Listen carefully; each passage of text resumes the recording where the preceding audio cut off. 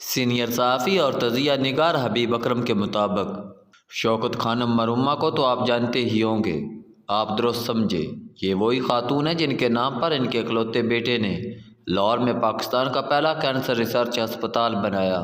اب وہی بیٹا اس طرح کا اسپتال کراچی اور پشاور میں بھی بنا چلا رہا ہے۔ شوکت خانم کا بیٹا جب 13-14 برس کا تھا تو وہ اس کے مستقبل کے بارے میں بڑی پریشان رہا کرتی تھی۔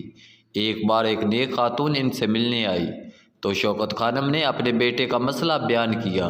اس خاتون نے کہا کہ آپ فکر مت کیجیے، ایک دن آئے گا کہ اسی بیٹے کی وجہ سے آپ دنیا بھر میں مشہور ہو جائیں گی۔ ہو سکتا ہے کہ شوکت خانم نے اس نیک خاتون کی بات پر بھروسہ نہ کیا ہو، مگر حقیقت یہی ہے کہ شوکت خانم کا بیٹا بڑا ہوا، بہت بڑا کرکٹر بنا، اپنے ملک کے لیے ورلڈ کپ جیت کے لایا، اپنی ماں کے نام پر اسپتال بنایا، سیاست میں آیا اور اپنے ملک کا وزیر اعظم بن گیا۔ سیاست میں سازشیں ہوتی رہتی ہیں، سو وہ بھی سازش کا شکار ہو گیا۔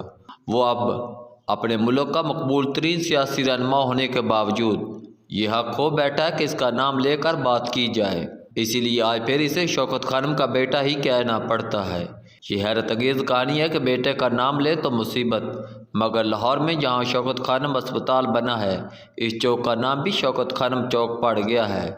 شوکت خانم کا بیٹا جو کرکٹر تھا، جو وزیر اعظم تھا، جو زمان پارک میں رہتا ہے، وہی جو تحریک انصاف نامی ایک سیاسی جماعت کا چیئرمین ہے، اور اس کی عمر 70 برس سے اوپر ہے، مگر آج بھی اپنی ماں کے نام سے جانا جا رہا ہے۔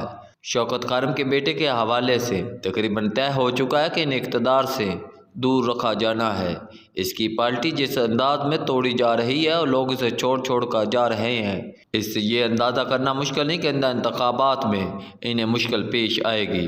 ملک میں 250 سے زیادہ قومی اسمبلی اور 1000 کے قریب صوبائی حلقوں کے امیدوار لانا اس کے لیے کوئی مشکل بات نہیں ہے۔ وہ لوگ جو صوبائی اور قومی اسمبلیوں کے لیے ٹکٹ لے چکے ہیں اور وہ جو کسی بھی طرح اس کی مدد کر سکتے ہیں، سب کے سب گرفتار ہیں، گھروں سے فرار ہیں یا خاموش بیٹھے ہیں، حالات کا جائزہ لے رہے ہیں۔ یہ سب ہو جانے کے باوجود ایسے بہت سے لوگ ہیں کہ پارٹی کی صف اول کے غائب ہو جانے کے بعد خالی ہو جانے والے عہدے سنبھالنے کے لیے تیار بیٹھے ہیں، مگر خوف کے باعث آگے نہیں بڑھ رہے اور انتظار کو ترجیح دے رہے ہیں۔ اس کی وجہ یہ ہے کہ سیاسی کارکنوں اور پیارے سیاستدانوں کے نزدیک تحریک انصاف کا ووٹ آج بھی اپنی جگہ قائم ہے، اور اس وقت شوکت خانم کا بیٹا ملک کی جان بنا ہوا ہے۔